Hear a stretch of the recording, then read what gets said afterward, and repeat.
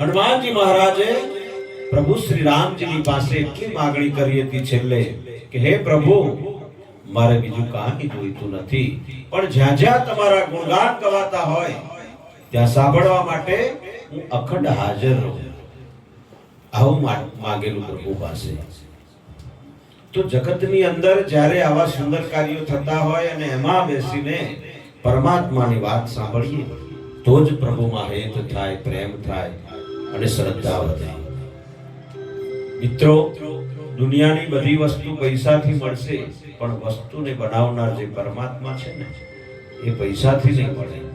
એના માટે સાચો પ્રેમ જોઈએ, ભાવ જોઈએ, શ્રદ્ધા જોઈએ.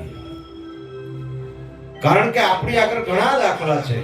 રાવણના સોનાના મહેલની અંદર પ્રભુ શ્રી રામના પગલા પડ્યા નથી, પણ સબરીની ઝૂંપડીમાં પ્રભુ શ્રી રામ સામે ચાલીને ગયા છે અને એની ઝૂંપડીમાં પગલા પડ્યા છે. બાપ, હે તો કારણ શું છે કે ત્યાં પ્રેમ છે, સાચો પ્રેમ છે, ભાવ છે, લાગણી છે અને સાચી ભક્તિ છે. ત્યાં પ્રભુ સામે ચાલીને ગયા છે. મહાભારતનો દાખલો લઈએ તો દુર્યોધનના મેવા ત્યજી દીધા અને વિદુરની ખાધી ભાજી. વિદુરને ઘરે ગયા છે, દુર્યોધનના ઘરે નથી ગયા. કારણ કે ભગવાનને શું ગમે? પ્રેમ ગમે, ભક્તિ ગમે. દુર્યોધનના મેવા ત્યજી દીધા અને વિદુરની ખાધી ભાજી. રામચરિતમાનસના રચયિતા ગોસ્વામી તુલસીદાસજી પણ લખે છે કે પ્રેમ પ્રીતિ ધર કે વજે સદા ધરે ધ્યાન, તેહી કે કારજ સકલ શુભ સિદ્ધ કરે હનુમાન.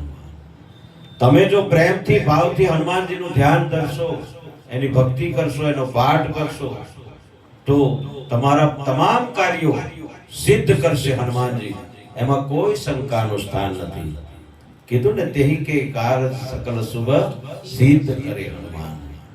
તો શ્રી અંજનીના એવા લાલ હનુમાનજી મહારાજ સંકટ હરનાર, મંગલમય કલ્યાણ કરનાર એક હાજરાજરો આ કળિયુગના દેવ છે.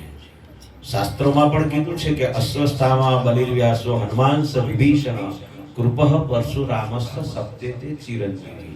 આ પૃથ્વી ઉપર 7 મહાપુરુષો હાલની તારીખમાં જીવિત છે એવું શાસ્ત્રો અને વેદો કહે છે. હનુમાનજી ક્યાંય ગયા નથી. રામ, લક્ષ્મણ, ભરત, શત્રુઘ્ન આ બધાય છેલ્લે સરયુ નદીની અંદર પોતાનો દેહ ત્યાગી દે છે. માં જાનકી, માં સીતાજી ધરતીમાં સમાઈ જાય છે. પણ હનુમાનજીને તો વરદાન છે બાપ. આ સુંદરકાંડમાં જ આવશે કે અજર અમર ગુણ નિધિ સુત હું કરહું બહુત રઘુનાયક છું.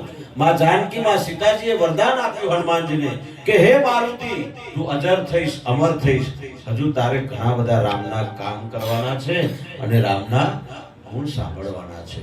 હનુમાન ચાલીસામાં જોઈએ તો અષ્ટ સિદ્ધિ નવ નિધિ કે દાતા, અસબર દીન જાનકી માતા.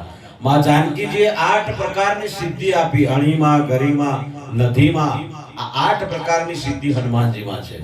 એ સૂક્ષ્મમાં સૂક્ષ્મ પણ બની શકે અને વિરાટ આકાશ જેટલા પણ બની શકે. એટલી શક્તિઓ એમને આપી છે.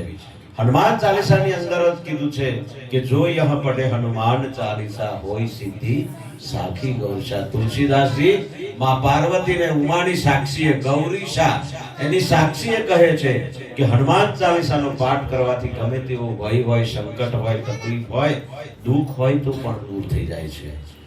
ઓર દેવતા ચિત્તન ધરઈ હનુમંત સે સર્વ સુખ કરે. તમારી વેદના, તમારું દુઃખ, તમારી તકલીફ કોઈ દેવી દેવતા ન સાંભળે ત્યારે હનુમાનજીના શરણમાં જજો બાપ.